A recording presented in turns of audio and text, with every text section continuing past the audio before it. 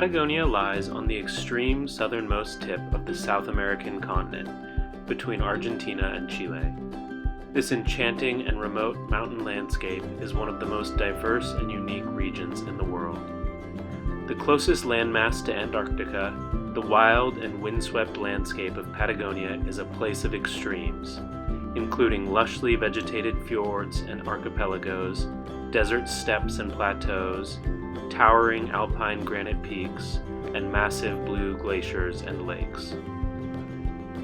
The heart of Patagonia, the Patagonian Ice Field, is largely protected by one of the region's two most famous parks, Argentina's Los Glaciares National Park.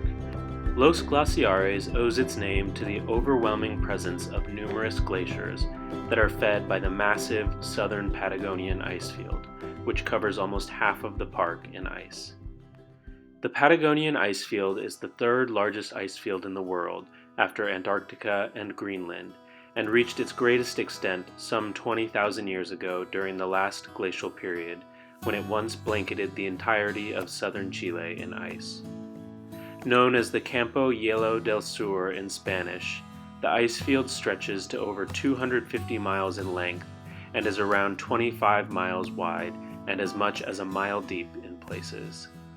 The ice field feeds 47 glaciers, of which 13 descend towards the Atlantic Ocean. In addition, there are more than 100 smaller glaciers independent of the main ice field.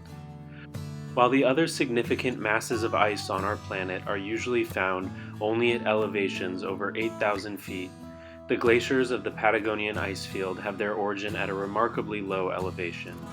Starting at just 5,000 feet above sea level and descending all the way down to a mere 660 feet above sea level, you can see the rare sight of glaciers and deserts coexisting in the same place and easily access these glaciers like no other region in the world.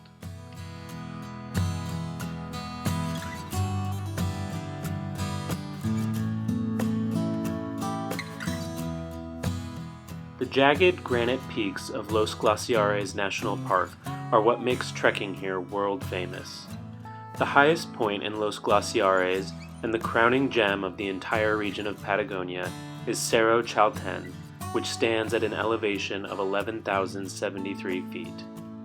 More commonly known as Fitz Roy, this mountain was originally named Chalten, meaning Peak of Smoke, by the indigenous Aonikank people, reflecting the near-constant halo of clouds that surrounds this peak, often obscuring its summit from view.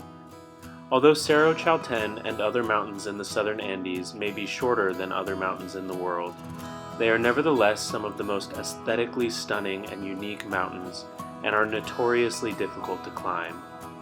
The sheer granite face of Cerro Chalten is one of the most perfect and unforgettable peaks, and its steep golden pyramidal walls rising for over 4,000 feet straight out of the earth offer some of the most high-quality climbing to be found anywhere in the world.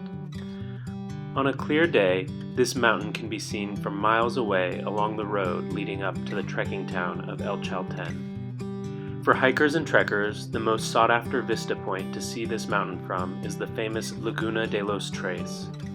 From this perch just below the mountain, you get an unparalleled close-up view of the entire Chalten group. Cerro Chalten juts up in the center, surrounded in a crescent shape by its companion peaks, Cerro Poincenot, Aguja Rafael, and Aguja Saint-Exupéry, all draped at their base in a thick blanket of wild, precipitously tumbling glaciers. While you can day hike to Laguna de los Tres from El Chalten, there's also free camping near the final push to the top, which gives you the chance to reach Laguna de los Tres for either sunset or sunrise. If you're interested in a more adventurous and far less populated hike, also check out the nearby Laguna Sucia, located just below and to the left of Laguna de los Tres. This hike is largely off-trail and includes scrambling over cliff bands and talus, and requires having a free permit obtained from the park office in El Chalten.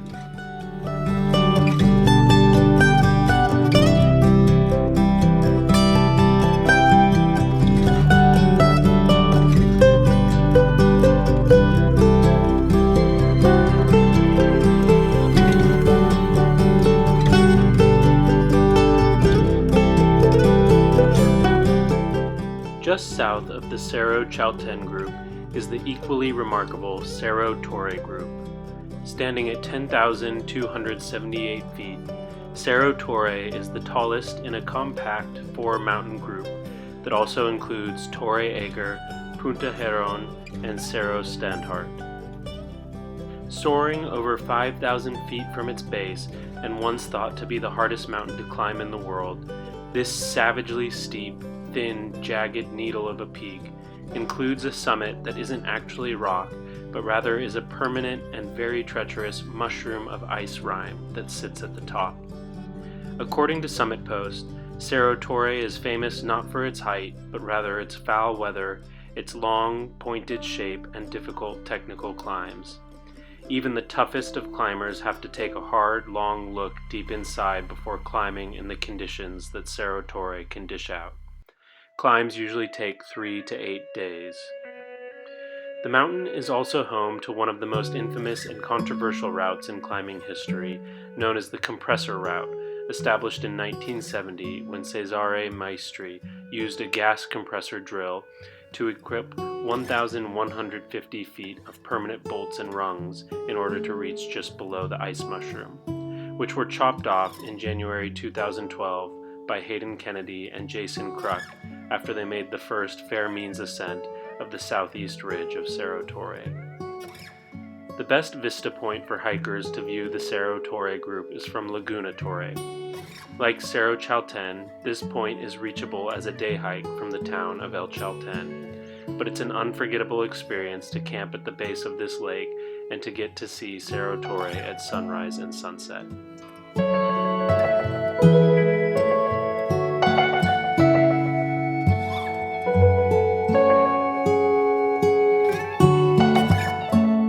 Aside from the peaks of Cerro Chalten and Cerro Torre, the most iconic site in Los Glaciares National Park is Perito Moreno Glacier, accessed from the nearby city of El Calafate. Perito Moreno feeds down from the Patagonian ice cap into Lago Argentino, the largest lake in Argentina at an impressive 600 square miles. Named after the Argentinian explorer Francisco Moreno, Perito Moreno Glacier stretches nearly 20 miles long and is one of the only advancing glaciers in the world. According to UNESCO, the overwhelming beauty of the Patagonian landscape is epitomized where the Perito Moreno Glacier meets Lago Argentino. The vast front of the slowly and constantly moving glacier, soaring up to 230 feet above the lake water in places, regularly calves bluish icebergs into the waters of Lago Argentino, an audio-visual spectacle attracting visitors from all over the world. Like with the ice fields of Antarctica and Greenland, rapid change is ongoing.